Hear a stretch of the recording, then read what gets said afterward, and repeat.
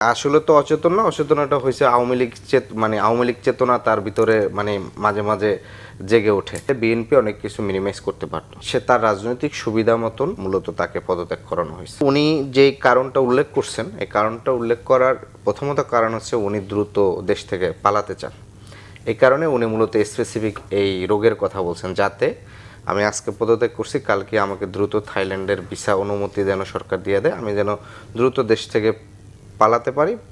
পালিয়ে আমি সেখানে গিয়ে তখন নানা ধরনের আওয়ামী লীগের অর্থায়নে বাংলাদেশে যেসব বিভিন্ন ধরনের নামে বেনামে যেসব অনলাইন মিডিয়া আছে, সিনিয়র সাংবাদিক, তাদের কাছে গিয়ে বিভিন্ন ধরনের সাক্ষাৎকার দিবে যে আমি তখন এটা করি নাই, তারেক রহমান এটা জোর করে করাইছে, ডক্টর ইউনূস এটা করিয়েছে, আমাকে অপমান করেছে, অপদস্থ করেছে, এই ধরনের নানা ধরনের সাংবিধানিক বিভিন্ন ধরনের জটিলতা তৈরি করার জন্য এবং এই সরকারের এই নির্বাচন অবৈধ প্রতিষ্ঠা করার জন্য মূলত নানা ধরনের তৎপরতা তিনি চালাবেন।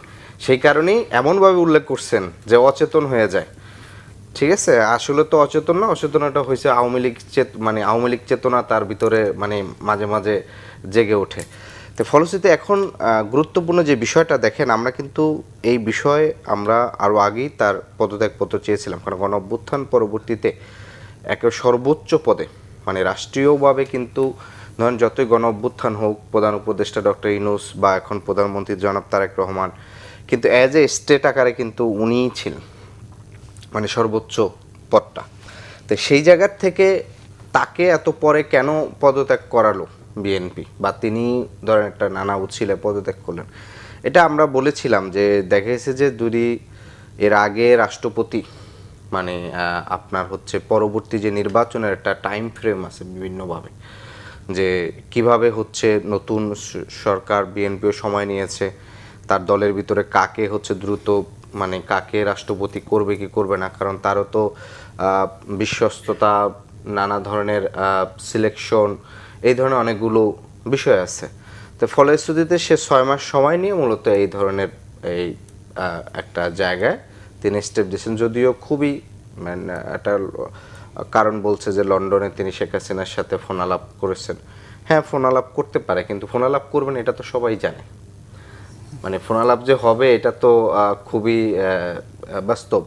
এবং একই সাথে বিএনপির বলা চলা যে এক ধরনের তত্ত্বাবধানে বসুন্ধরা যেসব মিডিয়া চলতেছে, সেই মিডিয়ার এক ধরনের হত্যা মামলার আসামি সাংবাদিককে দ্বারা রাষ্ট্রপতির সাক্ষাৎকার নেওয়া হয়েছিল গত কয়েক মাস আগে, এবং সেটা নিয়েও কিন্তু বেশ ব্যাপক আলোচনা হয়েছে।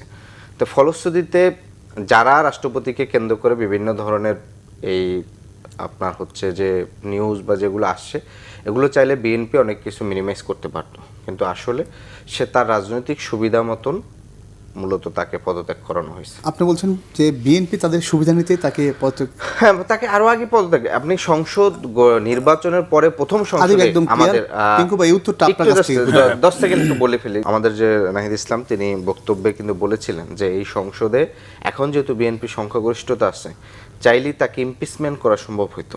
তাকে কেন সসম্মানে পদত্যাগ করতে দেওয়া হবে? তাকে অপমানিত করে তাকে আটক করা উচিত। তাকে সেখানে সসম্মানে পদত্যাগ করতে দিয়ে আবার একটা জায়গায় সংসদের সংখ্যাগরিষ্ঠতা ছিল, এবং এই ইস্যুতে অন্তত আমার মনে হয় 350 জনের সংসদ 350 জনই মতামত দিতেন, সেখানে তাকে ইমপিচমেন্ট করার সুযোগ ছিল। তাকে আপনার বিএনপি প্রস্তাব এনে তাকে ইমপিচমেন্ট করে তাকে আটক করে তার বিচারের কাঠগড়ায় মুখোমুখি, কারণ যেহেতু 24-এর আন্দোলনের সময় একেবারে সেন্টার পয়েন্টে তিনি ছিলেন। ফলে হাসিনা যাওয়ার আগে সর্বশেষ কথা তার সাথে বলে যেতে পারেন যে হ্যাঁ আমি যাচ্ছি, এই সব কিছু তোমার দায়িত্বে, চাবি এখন এই জায়গাটায়। তো ফলশ্রুতিতে সেই জায়গায় তারা আরো সম্মানের সহিত পদত্যাগ করতে দিয়ে এই যে পদত্যাগ করছে, এটা তো তার জন্য সম্মানজনক হয়ে গেছে অনেক জায়গাটাতে। তো ফলে সেই জায়গাগুলো বিএনপি কেন করছে তারা বলবে, বিখ্যাত এই জায়গাটা।